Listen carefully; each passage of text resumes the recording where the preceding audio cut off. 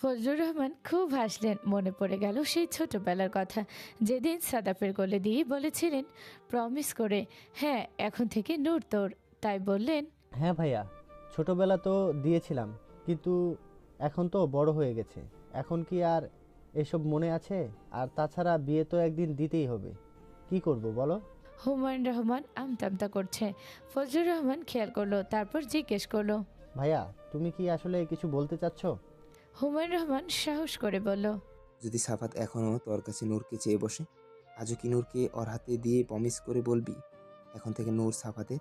ছোটবেলা যে পুতুলটাকে তোর কাছ থেকে নিচে এনেছিল, তোর কাছে প্রমিস করেছিল, বড় হওয়ার পর যদি তোকে বলে সে প্রমিস রক্ষা করতে, এই পুতুলটাকে ওকে দিয়ে দিতে, তখন কি করবি তুই? ফজলুর রহমান নির্বাক হয়ে গেলেন। অবাক হতেও যেন ভুলে গেলেন। চোখের পলক না ফেলেই তাকিয়ে রইল হুমায়ুন রহমানের দিকে। রাত 11টা। সবাই যার যার মতো খাওয়া দাওয়া কমপ্লিট করে নিজের রুমে শুতে চলে গেছে। কে সবাই যার যার নিজের ভাবনা চিন্তায় ব্যস্ত। নওরিন আফরোজ ব্যস্ত নিজের চিন্তায়, হুমায়ুন রহমান ব্যস্ত নিজের চিন্তায়, ফজলুর রহমান ব্যস্ত ভাই কি কথার ইঙ্গিত দিল সেটা নিয়ে, সাইমন রিমা ব্যস্ত নিজেদের মধ্যে দ্বন্দ্ব ঝামেলা নিয়ে।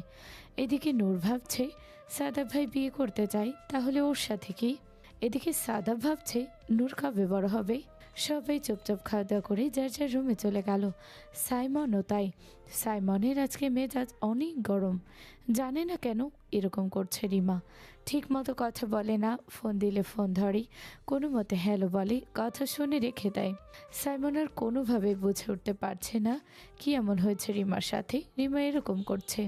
আজকে এর একটা হ্যাস্ত করেই ছাড়বে সাইমন। এদিকে নূর নিজের রুমে শুয়ে শুয়ে ভাবতে লাগলো সাদাফের বলা কথাগুলো। সকালবেলা স্কুল যাওয়ার সময় যখন বলছিল গভীরভাবে ছুঁয়ে দিতে চাই। বারবার একটি কথা কানে বাজছে নূরের। ভাবছে আসলেই যদি সাবা আপুকে ভালোবেসে বিয়ে করতে চাই, তাহলে কেন শুধু শুধু নূরের সাথে এরকম করে। নূরের আজকেই প্রশ্ন জবাব দিতে হবে সাদাব ভাইকে, অবশ্য দিতে হবে। যত যাই করুক আজকে নূর কোনোভাবে ভয় পাবে না, পড়বে না। তাই নূর হাতে তেলের বাটিটা নিয়ে নিল। যদি বলে কেন এসেছিস, বলবে তেল মালিশ করে দিতে। কিন্তু নূরের প্ল্যান অন্য কিছু। নূর জানতে চায় যদি আপুর সাথে ভালোবাসার সম্পর্ক থাকে, তাহলে অবশ্যই ওনার মোবাইলে কিছু পাওয়া যাবে। আজকে তেল দেওয়ার বাহানায় ওনার মোবাইল চেক করবে নূর। যদি ধরা খেয়ে যায় তাহলে বলবে মাথায় তেল মালিশ করে দিতে এসেছি। নূর চুপি চুপি ধীর পায়ে চলে এলো সাদাফের রুমের বাইরে। সাদাফ রুমে দরজা লাগিয়ে ঘুমায়নি, দরজা চাপানো। ভিতরে ড্রিম লাইটের আলো জ্বলছে। সাদাব ঠিকই টের পেল নূর এসেছে। নূরের গায়ের জনসন বেবি পাউডারের গন্ধ শুনে বুঝতে পারে বলদিটা এসেছে। তাই ভাবলো নূর যে কাজে এসেছে ওকে করতে দেওয়া যাক। চোখ বন্ধ করে বিছানায় শুয়ে রইল সাদাব। নূর দরজা লাগিয়ে দিল রুমের ভেতর ঢুকেই। তারপর এদিক ওদিক তাকিয়ে খুঁজতে লাগলো কাঙ্ক্ষিত জিনিসটি। তেলে বাটিটা টেবিলে রেখে দেখলো শিওরের পাশে বালিশের কাছে মোবাইলটি আছে। হঠাৎ একটি নোটিফিকেশন আসলো তার। নূরের মন গাইল। নিশ্চয়ই সাবা আপু কোনো মেসেজ করেছে। নূর এগিয়ে গেল ধীরে ধীরে সাদাপের শিওরের পাশে। সাদাপের ঠিক অপোজিট পাশে মোবাইলটা। মাথার কাছে দাঁড়িয়ে নূর ভালো করে খেয়াল করলো সাদাপ ঘুমিয়েছে কিনা। আঙুল নিয়ে নাকের কাছে নিয়ে গেল, দেখলো হ্যাঁ ভারী, তার মানে ঘুমাচ্ছে। নূর আস্তে আস্তে সাদাবকে পাশ কাটিয়ে খাটের উপরে এক হাঁটুতে ভর দিয়ে মাথার কাছ থেকে মোবাইলটা চুপচাপ নিয়ে নিল। নিয়ে ওইভাবেই শিওরের পাশে বসে মোবাইল দেখতে লাগলো। একটু আগে একটু নোটিফিকেশন এসেছিল, কিন্তু এখন মোবাইলে পাসওয়ার্ড জানা নেই, তাই খুলতে পারছে না। অনেক চেষ্টা করেছে, জন্মদিনে তারিখ দিল, কাজ হচ্ছে না। জন্মসাল দিল, কাজ হচ্ছে না। ফোন নাম্বার দিল, কাজ হচ্ছে না। কোনো কিছুতেই কোনো কাজ হচ্ছে না। অনেকক্ষণ ধরে টিপাটিপি করার পর বিরক্ত হয়ে গেল নূর। কোনোভাবেই কাজ হচ্ছে না, মুখ দিয়ে বের হয়ে গেল, ধ্যাৎ, কি একটা বালের পাসওয়ার্ড দিয়েছে, খুলতে পারছি না। নূরের মুখে এরকম গালি শুনে সাদা বোকা বনে গেল। কি ভেবেছিল আর কি বের হলো। নূর একা একা তাহলে এরকম গালিগালাজ করে নিজে নিজে, আর সবাই আমরা ভাবি তোকে ভদ্র মনে করি। মনে মনে হাসলো সাদাব। নূর বাচ্চাদের মতো মোবাইলটা ঝাঁকাতে লাগলো। সাদাবের আর সহ্য হচ্ছিল না, খাট কাঁপছিল নূরের ঝাঁকিতে। এদিকে নূরের বারবার ঝাঁকিতে সাদাবের গা কেঁপে উঠছে। সাদাবের গায়ের সাথে একেবারে মিশেছিল নূর। এমনিতে নূরের বেবি পাউডারের গন্ধে সাদাবের যেন নেশা লেগে গেছে। তার উপরে মেয়েটা এভাবে কাঁপছে। বাধ্য হয়ে মাথা তুলল সাদাব, তুলে বলল, কি শুরু করেছিস? নূরের হাত থেকে সাথে সাথে মোবাইলটা পড়ে গেল বিছানায় সাদাফের পিঠের উপরে। তারপর সাদাফ কোনো মতেই মোবাইলটা সরিয়ে উপর হয়ে শুয়ে পড়ল। কি সমস্যা? প্রতিদিন রাতে আমার রুমে কি করিস তুই? নূর বলল, কই কিছু না তো, আমি তো তেল দিতে এসেছি আপনাকে। সাদাফ দুষ্টু ভঙ্গিতে নূরের দিকে তাকিয়ে বলল। তাই আমাকে তেল দিতে এসেছিস? তা কই তোর তেল? নূর আমতা আমতা করে বলল। ওই তো কোথায় যেন রাখলাম। সাদাফ সাথে সাথে নূরের এক হাত ধরে এক ঝটকা দিয়ে বিছানায় ফেলে নূরের উপর শুয়ে বলল। তা কোথায় তেল দিতে এসেছিস আমাকে? নূর ধীরে ধীরে বলল। শরীরে না, মাথায়। কিন্তু আজকে তো মাথায় ব্যথা নেই। ব্যথা তো আজকে অন্য জায়গায়। তুই শিওর যেখানে ব্যথা সেখানে তেল লাগিয়ে দিবি? নূরের হাত বিছানায় চেপে ধরে কানে কানে ফিসফিস করে কথাগুলো বলল সাদাফ। নূর সাথে সাথে চোখ বন্ধ করে ফেলল। নূরের নাকের কাছে সাদাফের পুরুষালী একটা গন্ধ আসছে। পুরো রুমে বিছানার সেই গন্ধ পাচ্ছে, যেন নিজেকে মাতাল মাতাল লাগছে। কোনোভাবে সহ্য করতে পারছে না। দুই হাত দিয়ে খামচে ধরার চেষ্টা করছে বিছানার চাদর, কিন্তু সাদাফ নূরের হাত চেপে ধরে আছে। সাদাফ নূরের দিকে কিছুক্ষণ তাকিয়ে থেকে বলল, সত্যি করে বল, আমার রুমে কেন এসেছিস? না হলে আজকে বের হতে দেব না। এইভাবেই রাতভর আমার কোলবলে শুয়ে আমার নিচে শুয়ে থাকবি। নূর কোনো মতে আমতা আমতা করে কান্না কান্না কণ্ঠে বলল, সত্যি করে বলছি, তেল তেল মালিশ করে দিতে এসেছি আমি। ওই তো সামনে টেবিলে রেখেছি, মাথা ঘুরিয়ে দেখুন প্লিজ, আমায় যেতে দিন। আমি তেল মালিশ করে দিয়েই চলে যাব, সত্যি করে বলছি আমি। সাদাফ নূরের কান্না মাখা কথা শুনি মনে মনে হাসলো। তারপর বলল, বিশ্বাস? আর তোকে গভীর রাতে তুই আমার রুমে এসেছিস, না জানি তোর উদ্দেশ্য কি ছিল। এখন হাতে নাতে ধরা খেয়ে গেছিস। আর এক মিনিট, আমার মোবাইল দিয়ে তুই কি করছিলি? এত রাতে তুই আমার মোবাইল হাতে নিয়ে দাঁড়িয়েছিলি কেন? আমি ঘুমিয়ে গেলে নিশ্চয়ই আমার মোবাইল দিয়ে কিছু একটা করতি তুই। সত্যি করে বল, কি করতি? বলে নূরের আরো কাছে ঝুঁকে সে কানের লতিতে না ঘষতে লাগলো। নূর যেন আর শ্বাস নিতে পারছিল না। সাদাফের এই আচরণে নূরের চোখ আবেশে বুঝে আসছিল। কোনো মতেই কাঁপা কাঁপা কণ্ঠে বলল, আমায় ছেড়ে দিন প্লিজ, আমি তেল মালিশ করে দিতে এসেছিলাম। সত্যি বলছি, আমি আর না বলে রুমে আসবো না আমি। সত্যি সত্যি এবার মতো মাফ করে দিন না প্লিজ। সাদাফ বলল, তুই এর আগে বারবার আমার কাছে এইভাবে মাপ চেয়েছিলি, বলেছিলি অনুমতি ছাড়া রুমে আসবি না। আজকেও এসেছিস, এর শাস্তি তো তোকে পেতে হবে। কিন্তু ভাবছি তোকে আজকে কি শাস্তি দেওয়া যায়। একটু অভিনব শাস্তি দেওয়া দরকার, কি বলিস? নূর ভয়ের সাথে সাথে চোখ খুলে ফেলল। নূর চোখ খোলার সাথে সাথে সাদাফ নূরের ঠোঁটে আলতো করে একটা চুমু খেয়ে বসলো। নূর যেন জমে গেল বরফের নাই। শরীরের রক্তগুলোর জমট বেঁধে গেল, আর নড়াচড়া করছে না। নূরের দুই হাত চেপে রেখে আরেক হাত নূরের কোমরে হাত বুলিয়ে দিচ্ছে আর বলছে, কি শাস্তি দেবো তোকে আজ বল? নূর কিছু বলবে তার আগেই সাদাফ নূরকে ছেড়ে দিয়ে বিছানা থেকে নেমে দাঁড়ালো। তারপর নূর চোখ খুলতেই নূরকে সাথে সাথে কোলে তুলে নিল। নূর বলল, কি হলো? কোলে তুলে নিলেন কেন? কি করবেন? আমাকে ফেলে দিবেন কোল থেকে? সাদাফ হাসতে হাসতে নূরকে নিয়ে ওয়াশরুমের দিকে গেল। ওয়াশরুমের ভিতরে ঢুকেই নূর কোল থেকে নামার জন্য ছোটাছুটি করতে লাগলে নূরকে শক্ত করে ধরে পানি ট্যাপ ছেড়ে দিল। নূর ঠান্ডায় জমে গেল, সাথে সাথে সাদাফকে জড়িয়ে ধরলো। সাদাফ নূরকে জড়িয়ে ধরা অবস্থায় নূরের কানে কানে বলল, যে আগুন আমার ভিতরে জ্বালিয়েছিস আমি পড়ছি। আমার মাথা এখন ঠান্ডা করতে হবে, তাহলে তোকেও এখন ভিজিয়ে ঠান্ডা করবো আমি। এত রাতে ঠান্ডায় একা আমি কষ্ট করবো কেন? তুইও কষ্ট করবি, কারণ তুই এসেছিস আমার ঘরে। বলেই নূরকে কোল থেকে নামিয়ে দেয়ালের সাথে চেপে ধরে দুজনে ভিজতে লাগলো। নূরের সারা শরীর ভিজে জবুথুবু অবস্থা। সাদাপের চুল নাক গাল চুয়ে চুয়ে পানি পড়ছে নূরের কপালে, গালে, সারা শরীরে। নূর উপরে তাকাতে পারছে না। হঠাৎ করে একরাশ লজ্জা জেগে ধরেছে নূরকে। সাদাব নেশা ধরা চোখে তাকালো নূরের দিকে। সাদা জামা পরে থাকায় ভেতরে মোটামুটি সব কিছু দৃশ্যমান ভিজে যাওয়ার জন্য তাড়াহুড়ো করে বিছানা থেকে জোরপূর্বক কোলে করে নূরকে ওয়াশরুম পর্যন্ত টেনে আনায় কোথাও হয়তো গায়ের ওনাটা পড়ে গিয়েছে। সাদাপের চোখ দুটো গিয়ে ঠেকল নূরের বক্ষপানে, যা খুব জোরে জোরে শ্বাস প্রশ্বাস নেওয়ার দরুন ওঠানামা করছে। সাদাব দুই হাত দেয়ালে চেপে ধরে কোনো মতে নিজেকে সংযত রাখার চেষ্টা করছে। কোথায় মাথায় পানি ঢেলে একটু মাথা ঠান্ডা করতে এসেছিল সাদাব, কিন্তু এই মেয়ে ঠান্ডা পানির মধ্যেও সাদাবের ভিতরে আগুন জ্বালিয়ে দেওয়ার ক্ষমতা রাখে। বিপদ সীমার উপর দিয়ে প্রবাহিত হচ্ছে সাদাবের ভিতরের জ্বলন। নূরকে বোঝাতে পারছে না, নিজেকে সংযত রাখতে পারছে না। এর মধ্যেই ঠান্ডায় কাঁপাকাঁপি শুরু হয়ে গেল নূরের। তারপরেও কোনো মতে চোখ খুলে দুই হাত বুকে আড়াআড়ি করে রেখে বলল, আপনি কি আমায় ভালোবাসেন না? সাদাব এমনি জ্বলছে, তার উপর নূরের এই প্রশ্ন। সাদাব ধীরে ধীরে কিন্তু স্পষ্ট আওয়াজে নূরের কানে কানে ফিস ফিস করে বলল, ভালোবাসলে কি করবি, আর না বাসলে কি করবি? এদিকে সাইমন অপেক্ষা করছে কখন রিমার কাছে জিজ্ঞেস করবে, তাই রিমাকে ফোন দিল। রিমা ফোন ধরছে না, আরো বিরক্ত হচ্ছে সাইমন। বাধ্য হয়ে রিমা রুমের দিকে হন হন করে হেঁটে গেল সাইমন। রিমা দরজা লাগিয়ে শুয়েছে আজ। সাইমন বারবার নক করছে। সাইমন বাহিরে দাঁড়িয়ে আছে কিন্তু দরজা খুলছে না রিমা। সাইমন বাধ্য হয়ে বলল, তুই যদি এবার দরজা না খুলিস আমি আরো জোরে জোরে নক করব। রিমা বাধ্য হয়ে দরজা খুলে দিল। সাইমন সাথে সাথে রুমের ভিতরে ঢুকে দরজাটা লাগিয়ে দিল। রিমা বলল, দরজা লাগালে কেন? সবাই কি মনে করবে? খোলো এক্ষুনি। বলে যেই না রিমা দরজা খুলতে যাবে তার আগে সাইমন রিমার হাত দুটো ধরে দেওয়ালের সাথে চেপে ধরল। যা জানতে চেয়েছি তার উত্তর দেবেন। আজকে আপনাকে উত্তর দিতেই হবে, না হলে আমি এখান থেকে এক পাও নড়ব না। বলল নূর। সাদাব মুচকি হেসে নূরের থুতনিতে ধরে মুখটা উপরের দিকে তুলল। সাদাবের মুখ ধুয়ে ধুয়ে পানি পড়ছে নূরের মুখের উপরে।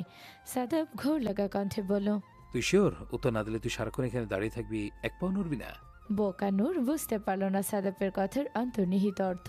বলল, হ্যাঁ বলেছি তো, এক পাও নড়ব না। সাদাব দুষ্টুমি করে নূরকে ভয় দেখানোর জন্য সাথে সাথে ওয়াশরুমের দরজা লাগিয়ে দিল। নূর সাথে সাথে বলে উঠল, কি করছেন? দরজা কেন লাগাচ্ছেন? সাদাব বলল, যেহেতু লম্বা সময় এখানে থাকবে তাই ভাবলাম দরজা লাগিয়ে দিই, কখন কি ঘুরে যায় বাইরে থেকে যেন কেউ টের না পায়। আর তো লজ্জা না থাকতে পারে, আমার তো আছে। সাদাব এবার যেন একটু সিরিয়াস হলো। নূরের দিকে তাকিয়ে বলল, নূর, তুই কেন চাস না আমি বিয়ে করি বল? নূর ওইভাবেই দুই হাত বুকে আড়াআড়ি করে বেঁধে আমতা আমতা করে বলল, আগে আমার প্রশ্নের উত্তর দিন আমাকে। ভালোবাসেন কিনা বলেন। যদি সাবা আপুকে বিয়ে করবেন, তাকে ভালোবাসেন, তাহলে আমার সাথে এসব কেন করেন? আজকে আমার প্রশ্নের উত্তর দিতেই হবে আপনাকে। সাদাব বলল, তার আগেও আমি তোকে একটি প্রশ্ন করেছিলাম, কেন তুই আমাকে অন্যান্য কাজিনদের মতো বা ভাইয়ের নজরে দেখিস না? কেন আমি তোর সাথে এইসব করার পরেও তুই আমার নামে কারো কাছে নালিশ করিস না? কেন আবার অন্য কারোর সাথে বিয়ে হবে মানতে পারছিস না? তুই কি অনুভব করিস আমাকে নিয়ে? আমার স্পর্শ তোর জঘন্য লাগে না কেন? একটা মেয়ে কাজ স্পর্শে শিহরিত হয় জানিস? বলেছিলাম তুই তোর নিজের মনকে প্রশ্ন কর। উত্তর পেয়েছিস নূর? ঘোর লাগা কণ্ঠে জানতে চাইল সাদাব। নূর এক দৃষ্টিতে তাকিয়ে রইল সাদাফের দিকে। নূর ভিতরে ভিতরে জানে উত্তর পেয়ে গেছে, কিন্তু মুখ ফুটে কিছু বলতে পারছে না। কেন লোকটি বুঝে নিচ্ছে না? এত কিছু বুঝে, এত বয়স হয়েছে। নূর একটা ছোট্ট মানুষ, কেন ওর মনের কথা বুঝতে পারে না সাদাব ভাই? নূরের খুব অভিমান হচ্ছে। এই যে নূর সাদাফের সব কিছুতে এত অধিকার খাটায়, এটা কি সাদাব ভাই বুঝতে পারে না? অভিমান হচ্ছে বড্ড। অভিমান হচ্ছে কথা বলবে না নূর সাদাফের সাথে। ঠোঁট ফুলিয়ে অন্যদিকে তাকিয়ে রইল নূর। ও একটা ছোট্ট মেয়ে, ওকে কেন মুখ ফুটে বলতে হবে ভালোবাসি? উনি কি একটু বলতে পারে না? নূরের বুঝি ভালোবাসি বলতে লজ্জা লাগে না? নূর কি এতটাই নির্লজ্জ? মনে মনে ভাবতে লাগলো নূর। সাদাব দাঁত দিয়ে নিচের ঠোঁট কামড়ে তাকিয়ে রইল নূরের দিকে। এদিকে রুমে দরজা লাগিয়ে দেয়ালের সাথে চেপে ধরল সাইমন রিমাকে। রিমা বলল, কি করছো? কেউ দেখলে কি বলবে? সাইমন বলল, আগে আমার প্রশ্নের উত্তর দে ভদ্র মানুষের মতো। তুই আমার ফোন কল এড়িয়ে চলছিস, আমাকে এড়িয়ে চলছিস। কি করেছি আমি? তোর সাথে আমার কিছু হয়নি আমার যতদূর মনে পড়ে। গাজীপুর থেকে আসার পর এমন কি হয়ে গেল? কেন তুই এমন মনে করছিস? উত্তর দিচ্ছিস না কেন? তোকে আমার আশেপাশে দেখি না কেন? আমার সব কিছু গুছিয়ে দেস না তুই এখন? রাগের সাথে রিমার হাত দুটো চেপে ধরে কথাগুলো বলল সাইমন। রিমা রাগে ক্ষোভে বলল, পারবো না আমি, আমার ঠেকা পড়েনি তোমার এসব কাজ করার জন্য। যাও বিয়ে করো, গার্লফ্রেন্ড আছে তাকে দিয়ে করো। সাইমন অবাক হয়ে গেল। বিয়ে করবে? গার্লফ্রেন্ড আছে? কি বলছে মেয়েটা? গার্লফ্রেন্ড কোথা থেকে পেল? আর বিয়েই বা কীভাবে হবে? যেখানে এখনো সাদা ভাইয়ের বিয়ে হয়নি, সেখানে সাইমনের তো বিয়ের বয়স হয়নি। অবাক হয়ে বলল, কার গার্লফ্রেন্ড? কিসের বিয়ে? কিসের আবল তাবল কথা বলছিস? গার্লফ্রেন্ড কোত্থেকে পাবো?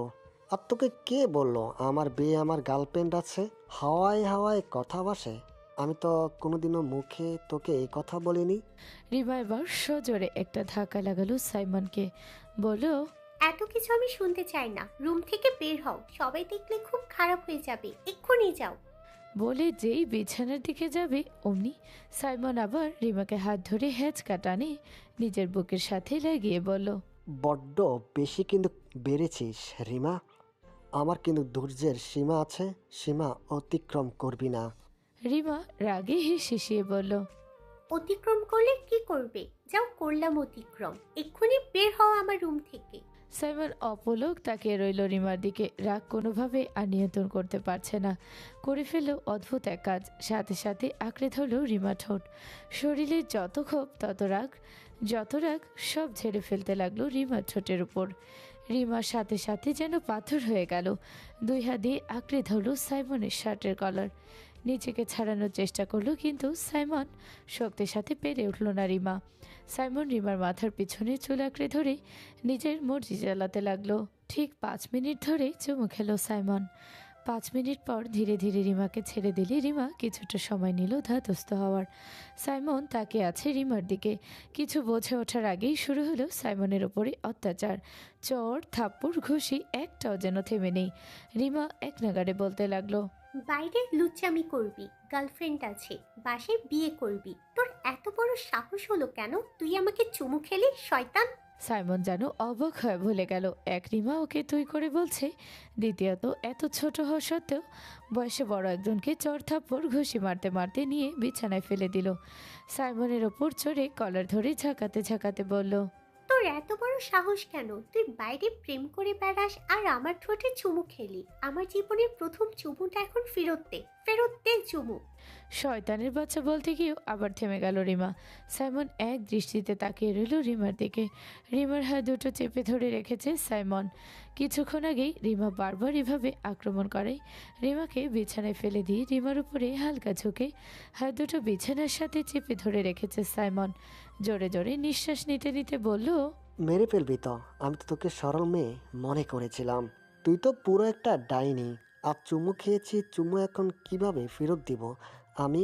ঠিক আছে, তারপরও যেহেতু তোর ফেরত লাগবে, চুমু ফেরত যা, এখনই দিয়ে দিচ্ছি।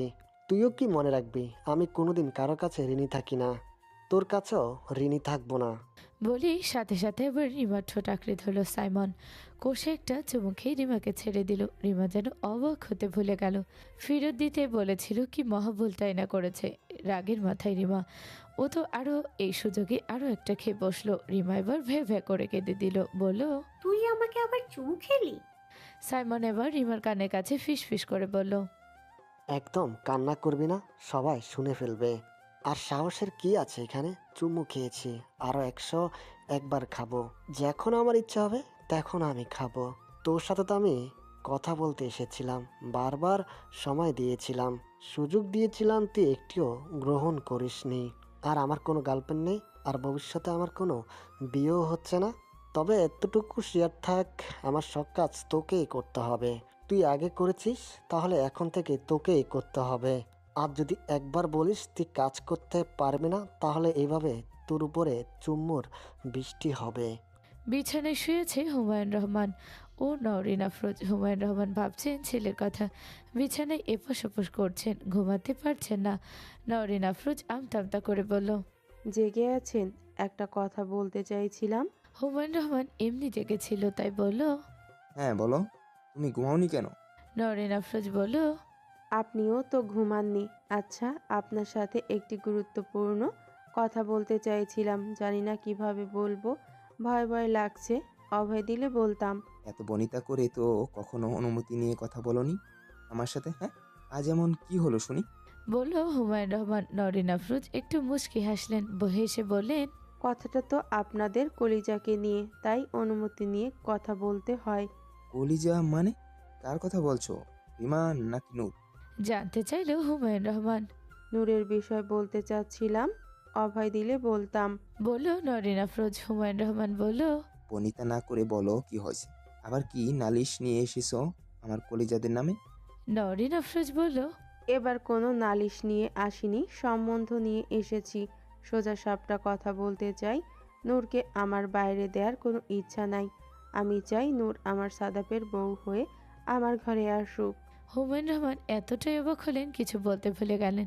সাথে সাথে বিছানায় চট করে উঠে বসলেন। বসে স্ত্রীর দিকে তাকিয়ে বললেন, কি বললে? আরেকবার বলো তো। নওরিন আফরোজ আমতা করে বললেন, না মানে আমি চাই নূর সাদাপের বউ হোক। আমি চাই না নূর অন্য কোনো বাড়িতে যাক। আমার বাড়ির মেয়ে আমার বাড়িতেই থাকুক। ভীষণ মায়াবী, ছোটবেলা থেকে আমি ওকে মেয়ের মতো মানুষ করেছি। আমার একদম সইবে না নূর অন্য কোনো বাড়ির বউ হলে। আর সেখানে আমার ছেলের বিয়ে উপযুক্ত। এদিকে ফজলুর রহমান গুরুতর চিন্তায় মগ্ন। ভাই কি বোঝাতে চাইলেন? সাদাফ এখনো নূরকে চাইবে? কিভাবে চাইবে? যদি চাই তাহলে ফজলুর রহমান কি করবে?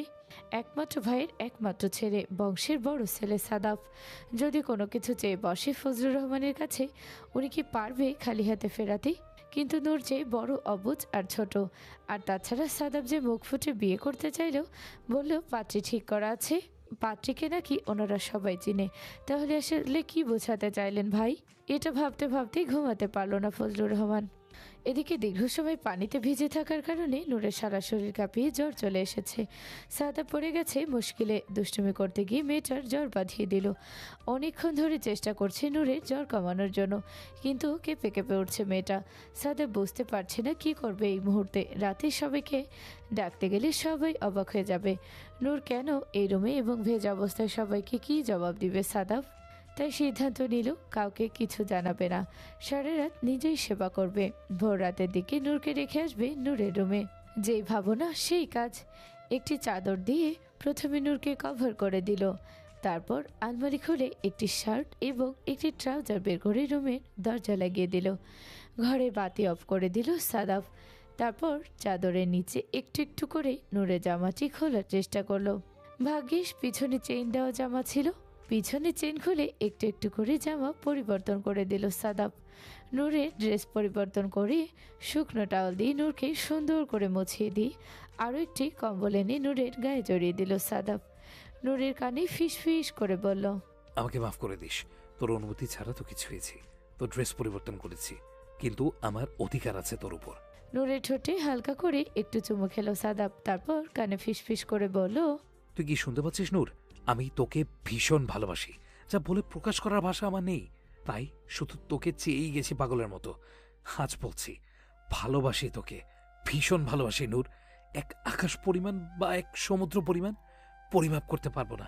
শুধু জানি নিজের চেয়েও বেশি ভালোবাসি তোকে। রাত্রি প্রহর 2টা। সময় হু হু করে কেটে যাচ্ছে। নূরের জ্বর কোনোভাবে থামছে না। শরীর কাঁপুনি দিয়ে বারবার জ্বর আসছে। পরপর 2টি কম্বল দিয়ে নূরকে ঢেকে দিল। তারপরও কাঁপুনি থামছে না। বাড়ির কাউকে জানাবে কি জানাবে না সেই চিন্তায় সাদা ভাবল, এই মুহূর্তে যদি বাড়ির কেউ জানে তাহলে বড় কেলেঙ্কারি হয়ে যাবে। এর চেয়ে ভালো নিজে থেকে কমানোর চেষ্টা করুক। এই মুহূর্তে তোর তেমন কিছু করারও নেই। যা যা রেমিডি নেওয়া প্রয়োজন তা সবই গ্রহণ করেছে সাদাফ। সাদাফে নিজের করা কাজের উপর নিজেরই বিরক্ত হলো। একটুখানি শান্তি দিতে চেয়েছিল মেয়েটাকে, কিন্তু এমন কিছু হয়ে যাবে বুঝতে পারেনি। অনুশোচনায় ভুগছে খুব। নূরের কপালে হাত দিয়ে দেখলো প্রচণ্ড জ্বর। নূর কাঁপছে, ঠোঁটগুলো তিরতির করে কাঁপছে।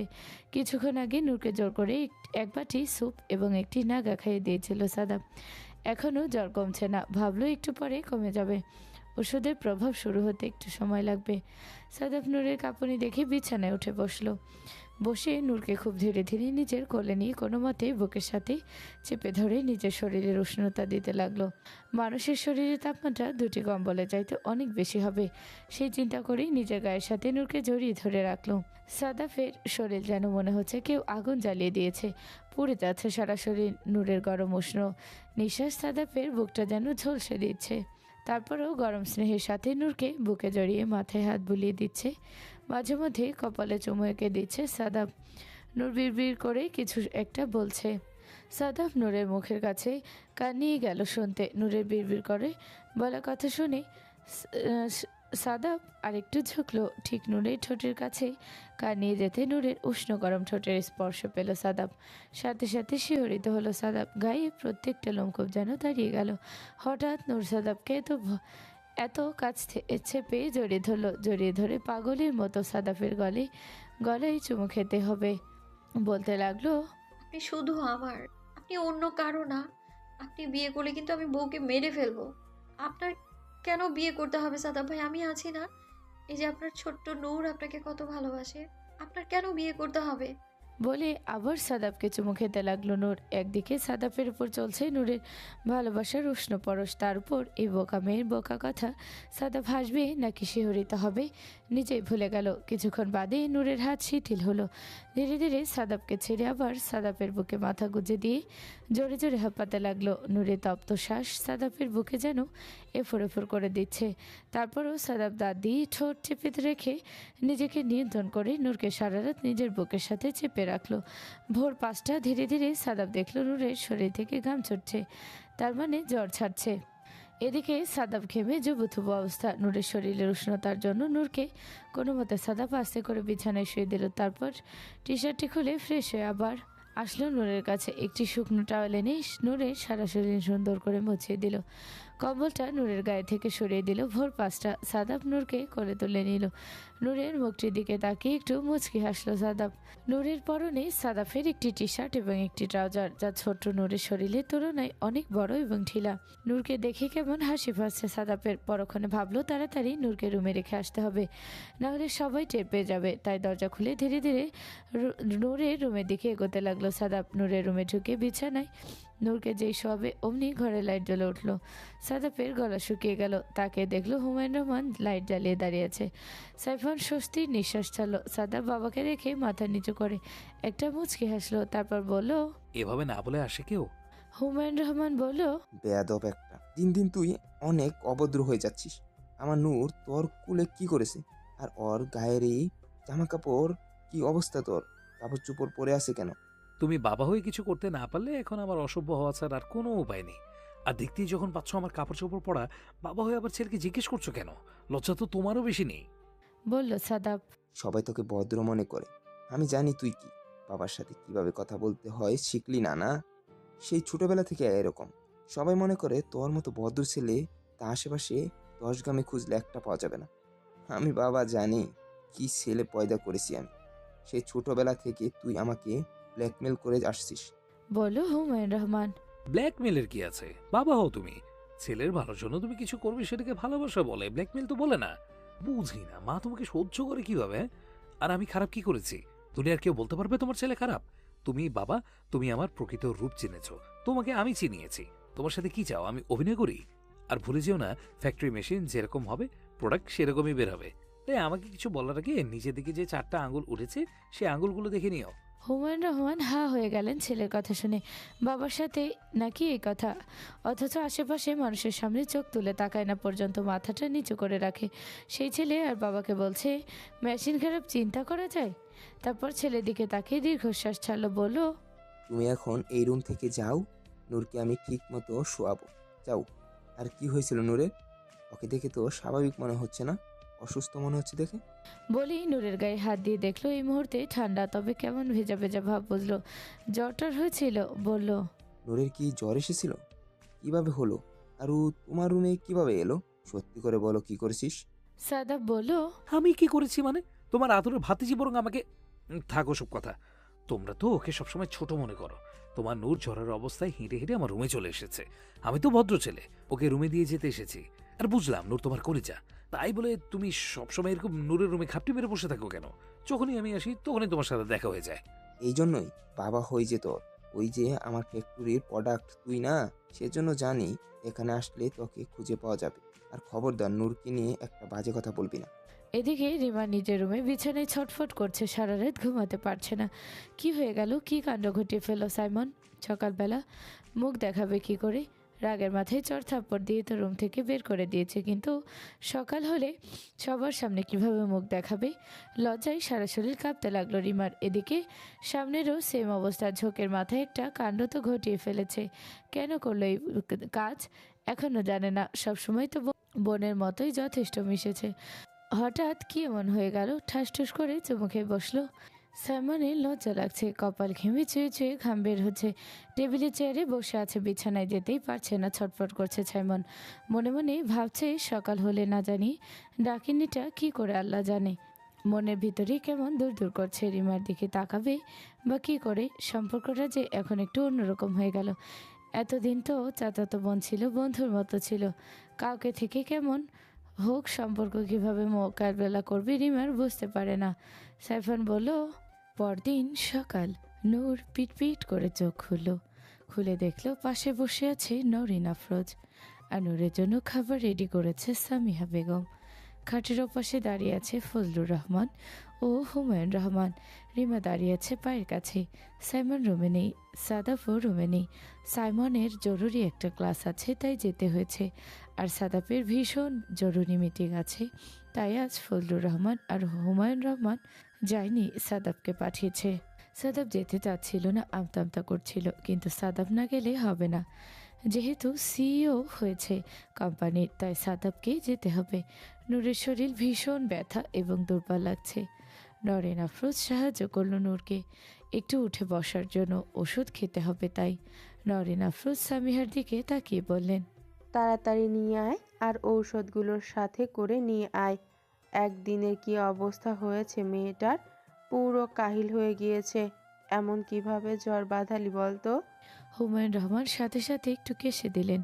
মনে মনে ভাবলেন, কি করে যে জ্বর বাঁধালো, এটা যদি জানতে সবাই, তাহলে সাদাপের কি অবস্থা হবে সবার সামনেই। তিনি তাই চুপ করে থাকাই শ্রেয় মনে করলেন। উনি যে রাতে জানতেন নূরের এই অবস্থা, কাউকে বললেন না।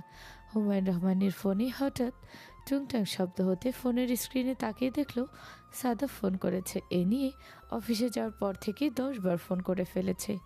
ফোন দিয়ে একই কথা। নূরের অবস্থা কেমন? বলতে বলতে টায়ার্ড হয়ে গেছে হুমায়ুন রহমান। ফোনটি নিয়ে চুপচাপ রুম থেকে বের হয়ে একটু দূরে গিয়ে ফোন ধরে বলল, কি হয়েছে, বারবার ফোন করছিস কেন? ওপাশ থেকে সাদাব বলে উঠল, ফোন করছি কেন মানে? জানো না কেন ফোন করেছি? নূরের অবস্থা কি এখন? হুমায়ুন রহমান বিরক্ত হয়ে বলল, 9 বার ফোন দিয়েছিস, এই নিয়ে 10 বার একই কথা বারবার বলছি। অবস্থা এখন আগের চেয়ে ভালো, তবে দুর্বল। এইমাত্র ঘুম থেকে উঠেছে। নতুন খবর জানতে পেলাম। ফোন না করলে কি জানতে পারতাম ও এইমাত্র ঘুম থেকে উঠেছে? ওকে ওষুধ খেয়েছো, খাবার খেয়েছো? জানতে চাইল সাদাব। শোন সাফাত, আমি কিন্তু তোর বাবা, ঠিক আছে? আমি ওর খেয়াল রাখবো, বাড়ির সবাই ওর খেয়াল রাখবে। তুই একা পাগল হয়ে যাস না। বলল হুমায়ুন রহমান। সাদাব বলল, হ্যাঁ হ্যাঁ, জানি জানি তুমি ওর বাবা, সবাই আত্মীয় স্বজন, কিন্তু কেউ তো আর আমি না। যাই হোক, জরুরি মিটিংয়ে আছি, ভালো করে খোঁজ খবর রেখো, নাহলে কিন্তু আমি মিটিং ছেড়েই চলে আসবো বলছি। বাবা মাফ কর, তুই মিটিংটা একটু শান্তিতে কর। আমি এই যে রুমের ভিতরে ঢুকবো আর সারাদিন রুম থেকে বের হব না। সারাদিন নিজে ওর খেয়াল রাখবো। এবার খুশি? কি খেয়ে যে তোকে পয়দা করেছিলাম আল্লাহ জানে। এরকম নির্লজ্জ ছেলে আমি কোথাও দেখিনি। আমরা আমাদের বাবাদের চোখে চোখ রেখে কথা বলতে পারিনি, আর তুই কি না নির্লজ্জের মতো আমাকে বলিস নূরের খেয়াল রাখতে, নাহলে তুই চলে আসবি বারবার। সাথে নাকি মানুষ এইভাবে কথা বলে? সাদাব বলল, হ্যাঁ হ্যাঁ, তোমাদের সময় তো তোমরা অনেক সভ্য, শান্ত, ভদ্র ছিলে। আমি আর ইমা তো আকাশ থেকে ডুব করে পড়েছিলাম। কথাটি বলেই সাথে সাথে ফোন কেটে দিল সাদাব। বাবার রিয়েকশন আর দেখার প্রয়োজন মনে করল না। এদিকে হুমায়ুন রহমান ফোন হাতে নিয়ে টাসকি খেয়ে দাঁড়িয়ে রইলেন। ছেলে এইমাত্র কি বলল? দিন দিন ওর মাত্রা ছাড়িয়ে যাচ্ছে। অবশ্য দিন দিন কেন, ছোটবেলায় থেকেই ওরকম ঠোঁটকাটা স্বভাবের। ছেলেবেলাও ওরকম করতো, শুধু সবার চোখের আড়ালে। একমাত্র হুমায়ুন রহমান জানে ছেলের আসল রূপ। 10ম শ্রেণীতে পড়া অবস্থায় একদিন শুধু মাথায় হাত রেখে বলেছিল, আমি তোর বাবা নাকি আমি তোর বন্ধু? মনে যে কোনো কথা আছে দুনিয়ার কাউকে বলার প্রয়োজন নেই তোর। সমস্ত কিছু তুই আমাকে বলবি, তোর আসল রূপ তুই আমাকে দেখাবি, কিন্তু অন্য কারোর সাথে কখনো খারাপ কিছু করবি না।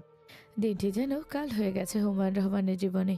এরপর থেকে ছেলের এহেন কোনো কথা নেই যা বাবাকে সে শেয়ার না করে।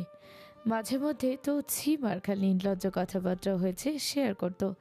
শুনে কাশতে কাশতে মরার উপক্রম হতো হুমায়ুন রহমানের। অথচ পরিবার, সমাজ, সবার সামনে কতই সভ্যভদ্র ছেলে সাদাব। একমাত্র হুমায়ুন রহমান জানে কি কি কথা বলতে পারে এই ছেলে।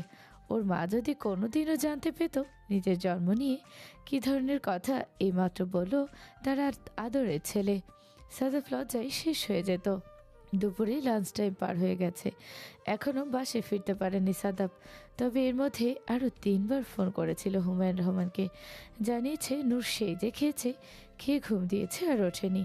এদিকে সাইমন নিজের রুমে ওয়াশরুমে গোসল করছে আর চিন্তা করছে আজকে 2 বার ফোন দিয়েছে বেয়াদবটাকে। বেয়াদবটা ফোন একবারও রিসিভ করেনি। তো করেনি, ঘরে একটা কাজ করে যায়নি। বিছানাটা এখনও অগোছালো হয়ে আছে। এদিকে রিমা এতক্ষণ নূরের সাথে ছিল। নূর ঘুম থেকে উঠছে না, তাই গেল নিজের রুমে ফ্রেশ হওয়ার জন্য। গিয়ে দেখলো 2বার মোবাইলে ফোন এসেছে। শয়তানটার ফোন এসেছে, ভাবলো ভালোই হয়েছে ফোনের কাছে ছিল না, থাকলেও ধরতো না। ফোনটা রেখে রিমা গেল গোসল করতে। ওয়াশরুমে ঢুকে আয়নায় নিজের চেহারা দেখতে হঠাৎ গতকালের কথা মনে পড়ে গেল। ঠোঁটে একটি আঙুল দিয়ে বোলাতে বোলাতে বলতে লাগলো, গতকালকে দৃশ্য সারা শরীর শিহরিত হলো রিমার। সাথে সাথে চোখ খুলে ফেলল রিমা। মনে মনে রাগ করলো ভীষণ সাইমনের ওপরে। কেন এরকম করলো? কখনো ভালোবাসি তো বলেনি। শুনেছি গার্লফ্রেন্ডও আছে, এখন অস্বীকার করলে কি? নূর তো বলেই দিয়েছে গার্লফ্রেন্ড আছে, বিয়ে করবে। রাগে সারান করে গোসল শেষ করলো রিমা। করবে না আর কিছু এই অসভ্য লোকটার জন্য। কোনো কাজও করে দিবে না, কথা বলবে না, মনে মনে ঠিক করে ফেললো রিমা। সাইমন রুম থেকে বের হয়ে তাড়াহুড়ো করে নিচে নামবে, ঠিক এমন সময় সিঁড়িতে ধাক্কা খেলো রিমার সাথে। রিমা পড়ে যাবে তার আগে সাইমন হাত ধরে ফেললো। রিমা সাইমনের দিকে তাকিয়ে চোখ দুটো গরম করে ফেললো। চোখ দুটো কি টিউবলাইট হয়ে গেছে? দিনের বেলাও কি চোখে দেখিস না? সাইমন অবাক হয়ে গেল রিমার কথা শুনে। দিন দিন এই মেয়ের অবনতি হচ্ছে। কত বড় সাহস! কাল তো রুমের ভিতর তুই করে বলেছে, মেনে নিলাম। আজকে জনসম্মুখে, অর্থাৎ রুমের বাইরে তোর করে বলছে। তুই কি দিন দিন বেয়াদব হচ্ছিস? বড় ভাইয়ের সাথে কিভাবে কথা বলতে হয় তুই কি জানিস না? তুই কিসের বালের বড় ভাই রে? রুমে এসে যখন চুমাচাটি করিস তখন তুই বড় ভাই থাকিস না? কথাটি বলেই রিমা সাইমনের দিকে না তাকিয়ে নিচে চলে গেল। সাইমন অবাক হয়ে গেল, মনে মনে ভাবলো, একটা চুম্মার জন্য আজকে আমি আমার সম্মান হারিয়ে ফেললাম। তুমি থেকে তুই ডাইরেক্ট? ও সরি, একটা না, আসলে 2টা খেয়েছিলাম। সাইমন নিজের হাত দিয়ে নিজের ঠোঁটে দুটো চাপড় মেরে বলল, তুই আর লোক পাসনি? এই ডাইনিকে চুমু খেতে গিয়েছিলি। এই মেয়ে এখন তোকে যেখানে পাবে সেখানে তোর মান সম্মানের টায়ার পাংচার করে দেবে। এদিকে সাদাব কোনো মতে মিটিংটা শেষ করে সাথে সাথে মোবাইল ফোন পকেটে ঢুকিয়ে অফিস থেকে বের হবে। সাথে সাথে একবার মনে হলো অনেকক্ষণ হলো নূরকে দেখে না। নূরের ছবিটা একটু দেখার জন্য সাথে সাথে ড্রয়ার থেকে নূরের ছবিটা বের করে একটু দেখলো।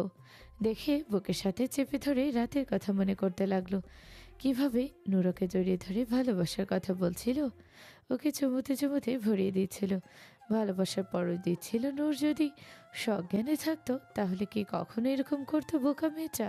মনে মনে ঠিক করলো সাদাব এখন আর নূরের মুখ থেকে জোর করে শোনার জন্য চেষ্টা করবে না। যা জানা ছিল তা জেনে গিয়েছে, এখন শুধু বিয়ে করার জন্য অপেক্ষা। তবে এই বিয়ের প্রস্তাব নূর নিজে দিবে। তার প্রিয় বাপ ও চাচাকে মনে মনে ঠিক করলো সাদাব এবং মুচকি মুচকি হাসলো, বলল, তুই নিজে যে বিয়ের কথা বলবি যে সাদাব ভাইকে তুই চাস, আর বোকা নূর তোকে আমি ভীষণ ভালোবাসি। একবার শুধু তুই বল তুই আমাকে ভালোবাসিস, সবার সামনে আমি তোর জন্য পৃথিবীর সবকিছু করতে পারবো। আমি যদি গিয়ে বলি তোর বাবা চাচাকে আমি তোকে ভালোবাসি, বিয়ে করতে চাই, বলবে আমার মেয়ে ছোট্ট, আমার মেয়ে কিছুই বলছে না, আমি তোর মাথা খেয়েছি, অথচ মাথা খেয়েছিস তুই আমার। তাই ছোট্ট মেয়ের মুখ ফুটে বলতে হবে সে সাদাফকে স্বামী হিসেবে চায়, বাকি সবকিছু দেখার দায়িত্ব আমার। সাদাফের বাসে পৌঁছাতে পৌঁছাতে 3টা পার হয়ে গেল। এদিকে নূর অভিমান করে বসে আছে। বাড়ি শুধু লোক এসে বারবার ওকে দেখে যাচ্ছে, ওর কথা জিজ্ঞেস করছে, অথচ পাষাণ লোকটা একবার ওর কথা জিজ্ঞেস করলো না, ফোনও করলো না। নূর আর কথা বলবে না, আর সামনে যাবে না সাদাফের। মনে মনে ঠিক করে ফেলো নূর, ওনার জন্যই তো এই জ্বরটা এলো, অথচ একবারও ফোন করে খোঁজখবর নিল না। নিশ্চয়ই গার্লফ্রেন্ডের সাথে শতবার ফোন করে কথা বলে ফেলেছে। কিন্তু নূরের কি? নূরের কোনো চিন্তা নেই, নূরকে তো জিজ্ঞাসা করবে না নূর কেমন আছে। নূরকে তো আর ভালোবাসে না। ঠোঁট ফুলিয়ে কথাগুলো ভাবছে নূর। রিমা বলল, কি রে, কি এত চিন্তা ভাবনা করছিস? কোন দিকে তাকিয়ে আছিস? নূর সাথে সাথে তাকালো রিমার দিকে, বলল, ওই না তো, কিছু ভাবছি না। খাবি কিছু? ক্ষুধা লেগেছে? জানতে চাইলো রিমা নূর কিছু বলবে, ঠিক এমন সময় হম্বিতম্বি করে রুমে ঢুকলো সাদাব। দেখে বোঝা যাচ্ছে বড্ড ক্লান্ত, শার্ট ঘামে ভিজে আছে, ইন খুলে ঢিলে ঢালা হয়ে আছে। শার্টের উপরে দিকে 2টা বোতাম খোলা, টাইটা ঢিলে ঢালা হয়ে গলায় ঝুলে আছে। রিমা সাথে সাথে তাকিয়ে বলল, কি রে ভাইয়া, যুদ্ধ করে এসেছিস নাকি? এই অবস্থা কেন তোর? গাড়িতে এসি, অফিসে এসি, বাসায় এসি, তারপরে কি অবস্থা? রিমাকে দেখে পায়ের গতি স্লো করলো সাদাব, তারপর শার্টের হাতা গোটাতে গোটাতে বলল, বাইরে যা, যে আমার জন্য লেবু দিয়ে সুন্দর করে একটা ড্রিঙ্কস বানিয়ে নিয়ে আয়।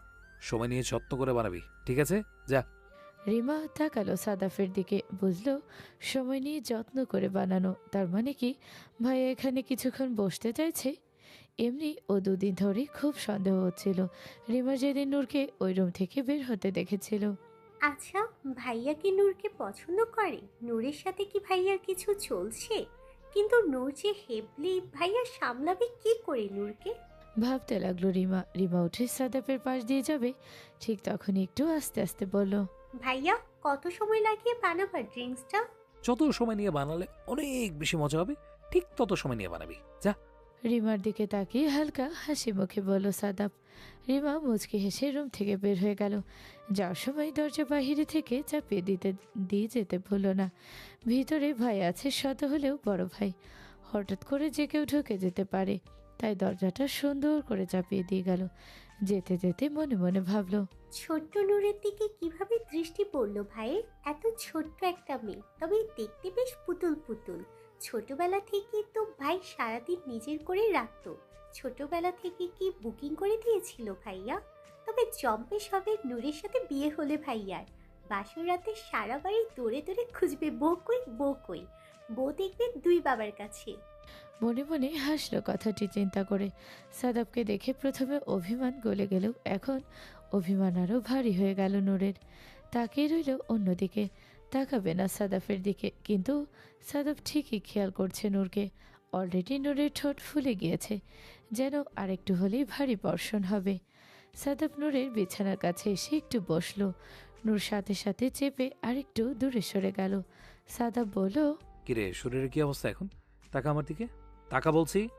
একটু ভিজিয়েছে বলে জ্বর সে একাকার। আমাকে খুব ভোগাবি, বুঝতে পারছি। এতটুকু ভিজিয়ে এই অবস্থা, আর যখন বারবার ভিজাবো তখন। অভিমানী নূর বুঝতে পারল না কথাটির অন্তর্নিহিত অর্থ। সাথে সাথে বলল, বারবার কেন ভেজাবেন? একবার ভিজিয়ে স্বাদ মেটেনি। সাদাফ মোটা মাথার বুদ্ধিওয়ালা নূরের কথা শুনে মনে মনে হাসল। সাদাফের একটি কথাও ঠিকঠাক অর্থ বুঝতে পারে না নূর। মনে মনে ভাবল, বারবার কেন ভেজাবো সেটা যদি বুঝতে পারতি, তাহলে এখন বলতির মতো প্রশ্নটা করতি না, লজ্জায় লল নীল হয়ে যেতি। ছোট্ট একটি দীর্ঘশ্বাস ছেড়ে আরেকটু কাছে এসে নূরের কাছে বলল, কারণ আমার বারবার চাই, একবারে স্বাদ মিটবে না আমার। নূর জিজ্ঞেস করলো, কি চাই? সাদাফ হাসলো, হেসে বলল, তোর জ্বর, তবে চিন্তা নেই, এক বস্তা ওষুধ এনে রাখবো। তুই জ্বর বাঁধাবি, আমি ওষুধ খাওয়াবো। তবু এই জ্বর থেকে রেহাই নেই তোর। বলল সাদাফ। সাদাফ একটু কাছে এসে নূরের কপালে হাত রাখলো। নূর সরে যেতে চেয়েছিল, কিন্তু সাদাফ বাহা দিয়ে নূরের মাথার পেছনে জোর করে ধরে আরেক হাত দিয়ে কপাল চেক করলো। তারপর নিজের কপালে হাত রাখলো। বুঝতে পারছে না সাদাফ, তারপর করে ফেলো এক অদ্ভুত কাজ। নূরের কপালের সাথে সাদাফ নিজের কপাল মিশিয়ে দিল। তারপর টের পেল নূরের কপালে তাপমাত্রা এখন স্বাভাবিক লাগছে, কারণ নিজের তাপমাত্রার সাথে নূর তাপমাত্রা একরকমই মনে হচ্ছে। এদিকে নূর ঘন ঘন নিঃশ্বাস নিচ্ছে। হঠাৎ সাদাফের এত কাছে চলে আসায় যা হয় নূরের সবসময় এখনও ঠিক তার বিপরীত নয়। এখনও নূরের হৃদয় স্পন্দন যেন থেমে যাচ্ছে। ঘন ঘন নিঃশ্বাস নিচ্ছে মেয়েটা। সাদা বুঝতে পেরে একটু সরে আসলো, তারপর বলল, দুপুরে লাঞ্চ করেছিস? ঠিকঠাক মতো খেয়েছিস? আর আমি একটু কাছে গেলে কাঁপাকাঁপি করিস কেন? নিজে যে কত কিছু করলি। নূর বলল, কি করেছি? আর এত কাছে আসলে ভয় লাগবে না? অভ্যাস করে নে, হুটহাট কাছে এলে কাঁপাকাঁপি যেন না হয়। আমার যখন ইচ্ছে হবে কাছে আসবো। আর আমি এখনো লাঞ্চ করিনি, খাবো। আমার সাথে এখন একসাথে বসে খাবি। বলল সাদাব। নূর যেন একটু লজ্জা পেল, বলল, আমি খেয়েছি তো। সাদাব ভালো করে জানে নূর খেয়েছে, সেই খবর নেওয়া হয়ে গেছে। তারপরও সাদাব বলল, কি খেয়েছিস না খেয়েছিস সেটা তো আর আমি চোখে দেখিনি। এখন আমার চোখের সামনে বসে থেকে খাবি। আমি যা যা খাবো তুই তাইতেই খাবি। এই রুমেই বসে খাবো, আমি খাবার আনতে বলেছি। নূর বলল, আমার এখন খেতে ইচ্ছে করছে না, পেট ভরা আর মুখে একটু রুচি নেই। আমার সাথে খেলে রুচি বাড়বে, তারপরে যদি না পারে চাপের মুখে রুচি বাড়িয়ে দেব, অথবা তুই চাইলে অন্য কোনো উপায়ে রুচি বাড়ানোর ব্যবস্থা করব। বলল সাদাব। নূর ভয়ে আর কিছু বলতে পারল না। এমন সময় শরবত নিয়ে হাজির রিমা। রুমে ঢুকতে ঢুকতে হালকা একটু এসে তারপরে রুমে দরজা খুলে ঢুকলো। কার সাথে সাথে শরবত রেখে যেই না কিছু বলবে তার আগেই সাদাব আবার অর্ডার করলো, যা উপরে খাবার নিয়ে, আমি আর নূর খাবো। রিমা মনে মনে ভাবলো, আবার খাবার আনতে যাব, এবার ওকে সময় নিয়ে খাবার নিয়ে আসবো। আমতা আমতা করে জিজ্ঞেস করলো, ভাইয়া কত সময় লাগে খাবার আনবো? পেটের ভিতরে খুঁতা ইঁদুরগুলো কিলবিল করছে, ঠিক দৌড়ে যাবি আর দৌড়ে আসবি, 5 মিনিটের মধ্যে খাবার নিয়ে আসবি। ওকে বলেই রিমা আবার রুম থেকে বের হয়ে গেল। বের হয়ে যেতে যেতে মনে মনে ভাবলো, বাহ, প্রেম করবে বড় ভাই আর ছোট বোন, খাবার শরবত নিয়ে বারবার রুমে হানা দিবে, আর ছোট বলে কোনো মূল্য পেলাম না। রান্নাঘরে টুকটাক কাজের আওয়াজ পেতেই সামিহা বেগম রান্নাঘরে আসলেন। বললেন, কিরে, এই অসময় তুই খাবার বাড়ছিস কার জন্য? রিমা আমতা আমতা করে বলল, ওই না, আসলে ভাইয়া এসেছে তো, ভাইয়ার জন্য। সামিহা বেগম বলল। ও, তাহলে 2 প্লেট কেন? রিমা মাথা চুলকে বলল, আসলে ভাইয়া নূরের রুমে বসে খাবে, নূরকেও খাওয়াবে তাই। সামিহা বেগম শুনে খুব খুশি হয়ে গেলেন। নূর দুপুরে শুধু একটু স্যুপ খেয়েছিল, আর কিছু খায়নি, খাওয়াতেও পারেনি। সামিহা বেগম বলল। তাহলে তুই সর, পারবি না, আমি দিয়ে আসছি। রিমা সাথে সাথে বলে উঠল, না না ছোট আম্মু, আমি নিয়ে যেতে পারবো। ভাইয়া যদি দেখে তোমাকে আমি এই সময় কাজ করিয়েছি, ভাববে আমি তোমাকে রুম থেকে ডেকে নিয়ে কাজ করিয়েছি। প্লিজ আমি নিয়ে যাই, তুমি এক কাজ করো, বলে দাও আমি নিয়ে যাই। সামিহা বেগম বলল। আচ্ছা ঠিক আছে। বলে খাবার বাড়তে লাগলো। রিমা মনে মনে ভাবলো, যাক বাবা, এবার বেঁচেছি। না জানি ছোট আম্মু গিয়ে রুমে কি না কি অবস্থা পেত, মান সম্মান একেবারে শেষ হয়ে যেত ভাইয়ার। এদিকে হুমায়ুন রহমান বারবার ফোনের দিকে তাকিয়ে দেখছে। এখনো পর্যন্ত সাফাত ফোন দিল না কেন? কি সমস্যা? উনি এখনও জানে না সাদাপ এখন রুমে, মানে নূরের রুমে অবস্থান করছে। তাই নিজ রুমে থেকে বের হয়ে একটু এদিক ওদিক দেখার চেষ্টা করলো। হঠাৎ দেখলো রিমা খাবার নিয়ে নূরের রুমের দিকে যাচ্ছে। এগিয়ে এসে বলল, কিরে মা, খাবার নিয়ে নূরের রুমে যাচ্ছিস যে? নূর তো খেয়েছিল। ওই না বাবা, ভাইয়া নূরের রুমে তো, ভাইয়া খাবার খাবে, সাথে নূরকেও খাওয়াবে, তাই আমাকে বলছে দুজনের খাবার নিয়ে আসতে। বলল রিমা। সাথে সাথে চক্ষু চড়ক গাছ হয়ে গেল হুমায়ুন আহমেদের। হুমায়ুন রহমানের ছেলেটা পেয়েছে কি? দিনে দুপুরে দরজা লাগিয়ে বসে আছে নূরের রুমের। এ ছেলে নিশ্চিত আজকে সারাদিন রাত নূরের রুম থেকে বেরোবে না। তারপর মনে মনে এই ভেবে আবার খুশি হলো, ছেলেটা নূরকে অনেক ভালোবাসে। কতটুকু ভালোবাসলে এভাবে বাবার কাছে নির্লজ্জের মতো নূরের হাত চেয়েছিল সাদাফ। তারপর রিমার মাথায় হাত রেখে বলল, ঠিক আছে, যা খাবার নিয়ে ভিতরে যা। সারাদিন মনে হয় খায়নি কিছু ছেলেটা। সাথে নূরও একটু খেতে পারবে, আমাদের কথা তো শুনে না, সাফাতের কথা শুনবে। রিমা গলা খাকারি দিয়ে দরজা হালকা করে খুলে খাবার নিয়ে ভিতরে ঢুকলো। ভিতরে ঢুকে দেখলো ওয়াশরুমে সাদা ভাই হাত মুখ ধুয়ে ধুয়ে মাত্র বের হলো। নুরি টাওয়াল দিয়ে হাত মুখ মুছতে লাগলো, অথচ সাদা ভাই কখনো কারো টাওয়াল ধরেও না, এমনকি নিজের টাওয়াল কখনো কাউকে টাচ করতে দেয় না। অবাক হয়ে গেল রিমা। নূরের ব্যবহার করা টাওয়াল দিয়ে সুন্দর করে নিজে হাত মুখ মুছে নিচ্ছে। রিমা চুপচাপ খাবার গোছাতে গোছাতে বলল, ভাইয়া খাবার বাড়া হয়েছে, এসো খেতে এসো। সাদাব টাওয়েলটা বারান্দায় মেলে দিয়ে নূরের বিছানায় বসলো। বসে নূরকে বলল, উঠে বস, এখন আমার সাথে খাবি। নূরের আসলে খেতে ইচ্ছে করছিল না, আমতা আমতা করে বলল, ক্ষুধা নেই আমার, আমি সত্যি দুপুরে খেয়েছি, আর মুখে আমার এখন একটুও ভালো লাগছে না কোনো কিছু। আমি খাবো না প্লিজ, একেবারে রাতে খাবো। সাদাব এক প্লেটে একটু বেশি করে ভাত বেড়ে তরকারি নিয়ে মাখাতে শুরু করলো। মুখে একটা কথা বলল না। নূর ভাবলো হয়তো সাদাব ভাই কথা শুনেছে, তাই যেই একটু কাত খাবে অমনি সাদাব বলল, তোকে আমি বসতে বলেছি, শুতে বলিনি।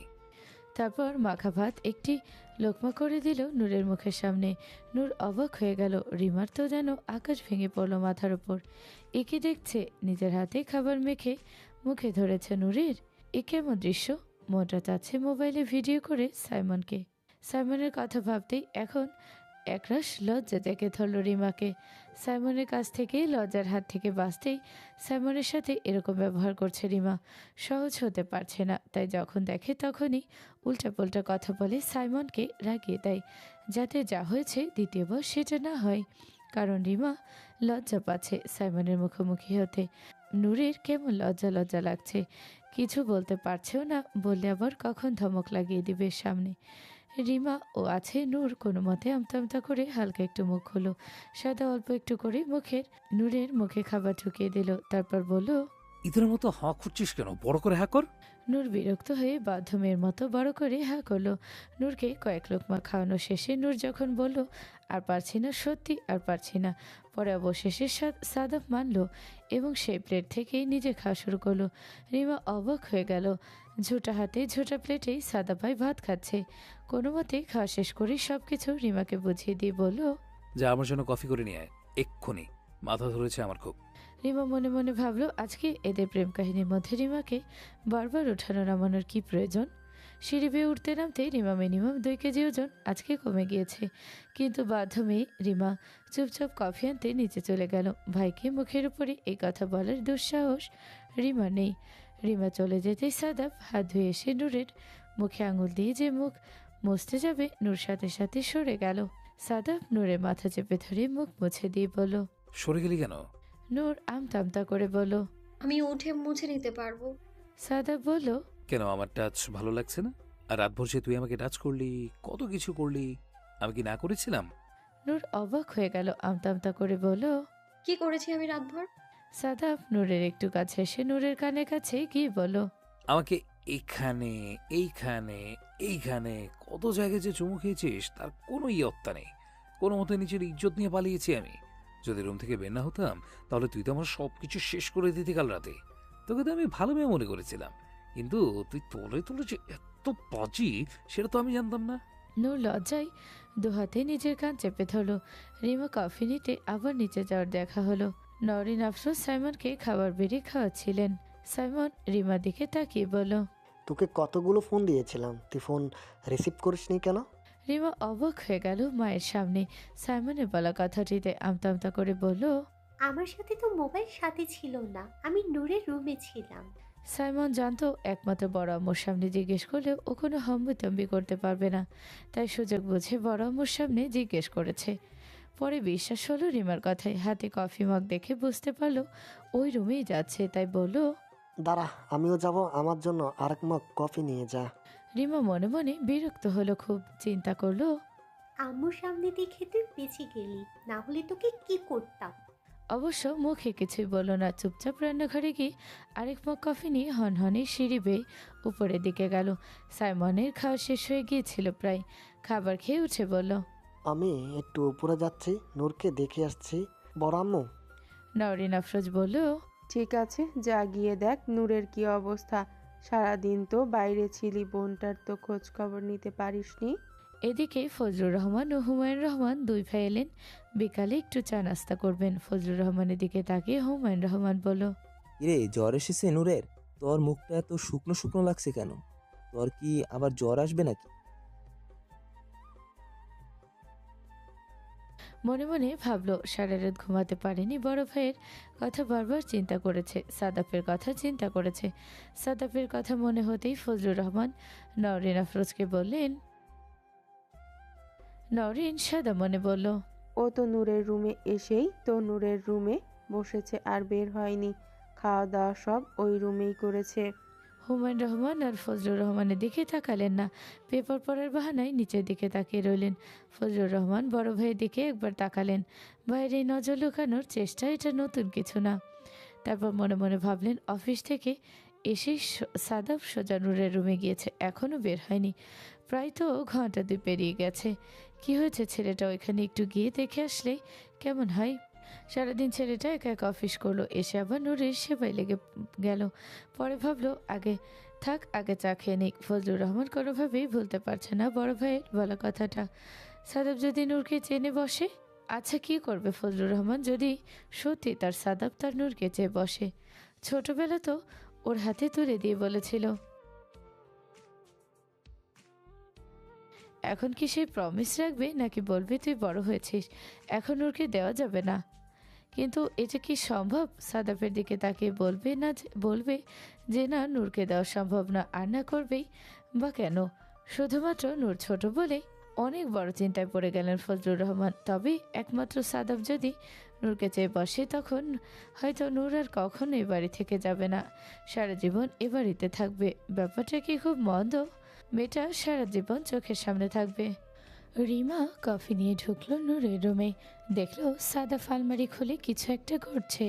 নূর জড়সড় হয়ে বিছানায় বসে আছে।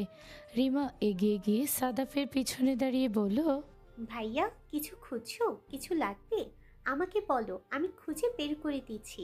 সাদা একটি কুর্তি পাজামা একটা স্কার্ফ বের করে রিমার হাতে দিয়ে বলল, ওকে ওয়াশরুমে নিয়ে ফ্রেশ করিয়ে এই ড্রেসটা পরে বের হতে বল। আমি রুমে যাচ্ছি, রুম থেকে ফ্রেশ হয়ে বের হবো। আজকে একটু বিকেলে আমরা সবাই ঘুরতে যাব, জ্বর শরীরে। বাইরে বের হলে একটু ভালো লাগবে, ফ্রেশ লাগবে। রিমা কথাটা শোনা মাত্রই সাথে সাথে খুশি হয়ে গেল। তারপর বলল, ভাইয়া আমরা কুড়িল যাব কেমন? সাদাব রিমার মাথায় হাত রেখে বলল, ঠিক আছে, এখন যা, মহারানীকে রেডি করিয়ে দে তাড়াতাড়ি, আমি ফ্রেশ হয়ে বেরোচ্ছি। নূর বিছানায় বসেই তাকিয়ে রইল সাদাফের দিকে। এতক্ষণ কি ছি মার্কা কথাগুলো বলছিল, আর এখন কি সুন্দর ঘুরতে যাবে, বেড়াতে যাবে বলছে।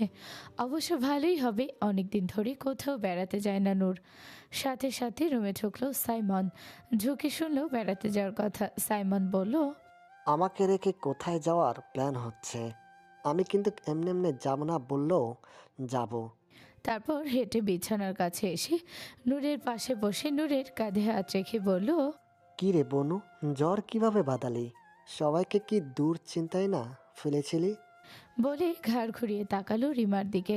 রিমা ওর দিকে রক্তচক্ষু নিয়ে তাকিয়ে আছে। সাথে সাথে বলল, আমার কফি কই? কফি দিয়ে যা। এখানে বড়বাদের তো কোনো সম্মানে করিস না, এখানে দাঁড়িয়ে আছিস কফি নিয়ে। আমি হেঁটে হেঁটে আসবো কফি নিতে? রিমা রাগে ক্ষোভে ডুবডাব পা ফেলে এসে কফি সাইমনের হাতে ধরিয়ে দিয়ে বলল, এ নাও কফি। সাইমন মুচকি মুচকি হাসলো। জানে কিছু বলতে পারবে না, তাই ইচ্ছে করে ওর সাথে এরকম ব্যবহার করছে সাইমন। সাদা বের হয়ে যাবে এমন সময় সাইমনের দিকে তাকিয়ে বলল, বের হ, ওরা এখন রেডি হবে, তুই গিয়ে রুমে তাড়াতাড়ি ফ্রেশ হয়ে রেডি হয়ে আয়। সাইমন বিছানা থেকে উঠে বলল, ঠিক আছে যাচ্ছি, তাড়াতাড়ি রেডি হয়ে বের হোস, আমাদের যেন আবার ওয়েট করতে না হয়। বলেই সাথে সাথে রুম থেকে বের হয়ে গেল সাদাফ ও সাইমন। নূর রেডি হচ্ছে আর ওয়াশরুমে দাঁড়িয়ে দাঁড়িয়ে আয়নার দিকে তাকিয়ে মনে মনে ভাবছে সাদাফের বলা কথাগুলো। ইস, রাতের বেলা কি আসলে এরকম কিছু করেছে নূর? তাহলে তো লজ্জায় ও শেষ হয়ে যাবে। কিভাবে দাঁড়াবে সাদাফ ভাইয়ের সামনে? আসলে কিছু হয়েছে এমন? যেখানে যেখানে দেখালো সাদাফ ভাই, এভাবে আসলেই গলায় বুকে চুমু খেয়েছিল নূর? ছি, নূর এতটা খারাপ কিভাবে হতে পারলো? অবচেতন মনে ওর ভিতর কি আসলে এগুলো ছিল? ভাবনার মধ্যেই রিমা ওয়াশরুমের দরজা ওপার থেকে জোরে জোরে বলছে, নূর হলো তোর? তাড়াতাড়ি বের হও, সাদা ভাইয়ারা নিচে অপেক্ষা করছে। নূর বলল, এই তো আসছি, আর 1 মিনিট। নিচে বসে চা খাচ্ছিল হুমায়ুন রহমান ও ফজলুর রহমান। সাদাফ আর সাইমনকে নামতে দেখে হুমায়ুন রহমান বলল, এসেছো রাজপুত্র দুজন? বস, তাহলে চা খাওয়া যাক। সাদাফ অ্যাজ ইউজুয়াল ভদ্র ছেলে, কোনো রাও শব্দ করলো না।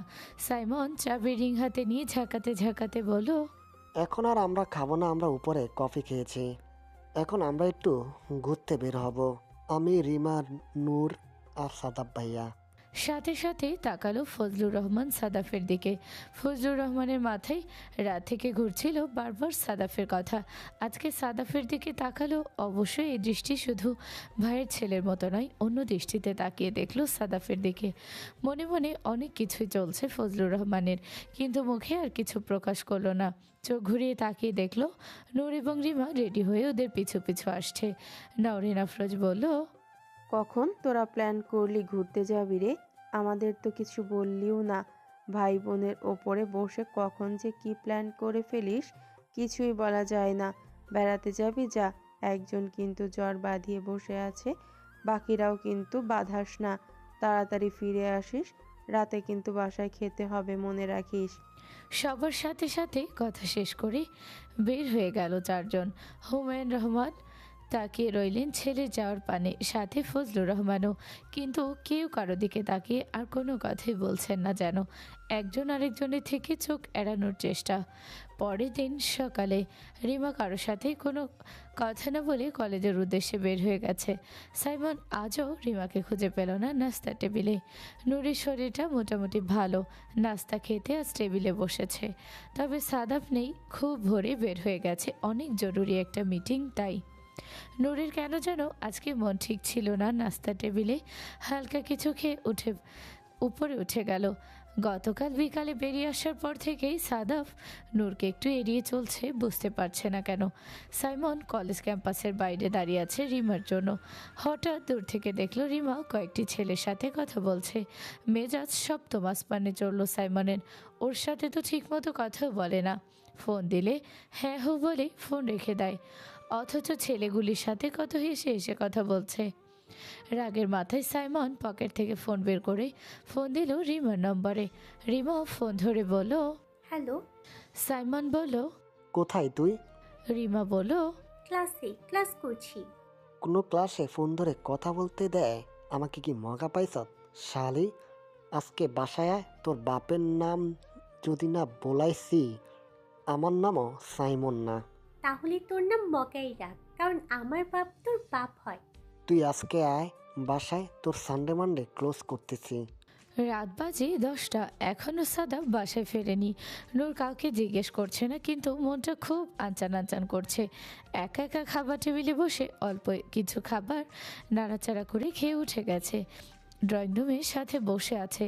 এতক্ষণ সাদাব বাসায় থাকলে খাওয়া দাওয়া করে সাদাবকে দেখে ঠিকই রুমে চলে যেত, কিন্তু এখন বিভিন্ন বাহানায় ড্রয়িং রুমে বসে সবার সাথে গল্প করছে।